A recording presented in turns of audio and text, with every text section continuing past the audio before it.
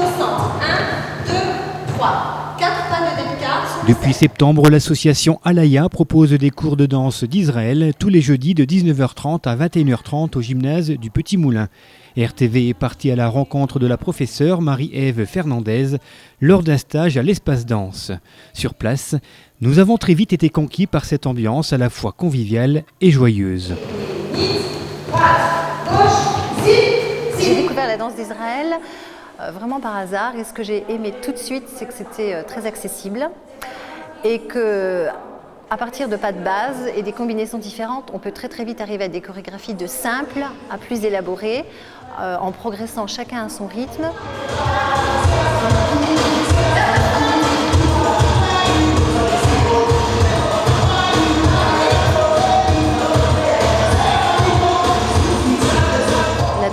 C'est le mélange, ou la somme plutôt, de tout un tas de cultures, les Juifs ayant été disséminés un petit peu partout.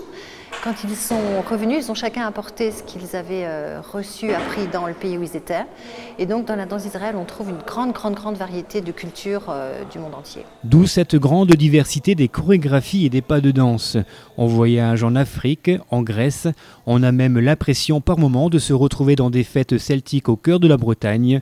La danse d'Israël, c'est ça, un amalgame de danses juives et non juives originaires de différents pays du monde.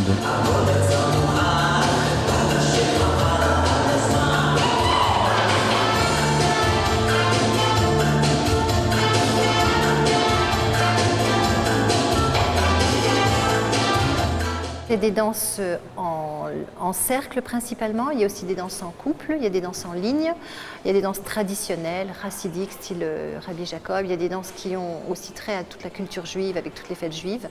Il y a aussi des danses beaucoup plus contemporaines, avec des chorégraphies assez modernes. Il y a des danses très aériennes, avec beaucoup de bras, donc où il faut aussi beaucoup de grâce. Donc on voyage non seulement au niveau des pays, mais aussi au niveau de tous les types de danses.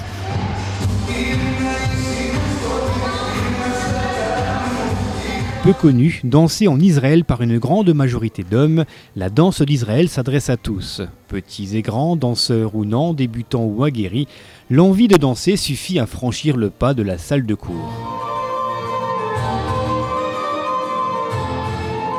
En Israël, ce sont principalement les hommes qui dansent.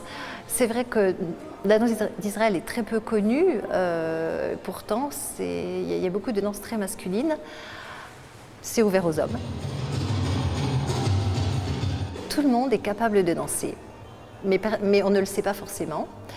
Quand j'ai démarré la danse d'Israël, je n'avais jamais fait de danse et je me suis rendu compte qu'en côtoyant des gens qui ont dansé, tout le monde peut danser. Tout le monde a la capacité de danser.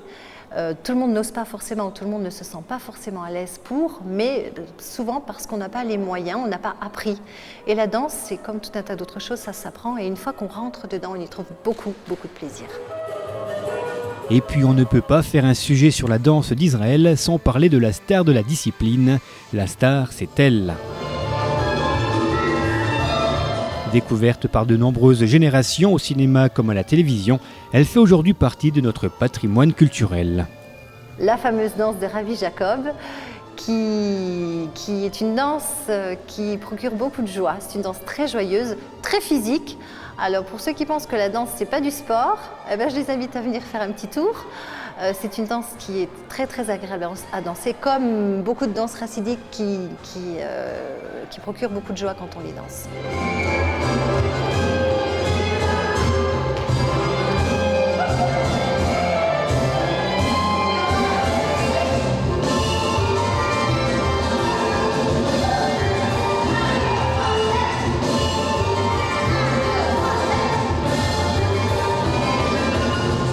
La danse d'Israël, c'est à Romba et c'est tous les jeudis de 19h30 à 21h30 au gymnase du Petit Moulin. Il reste encore de la place.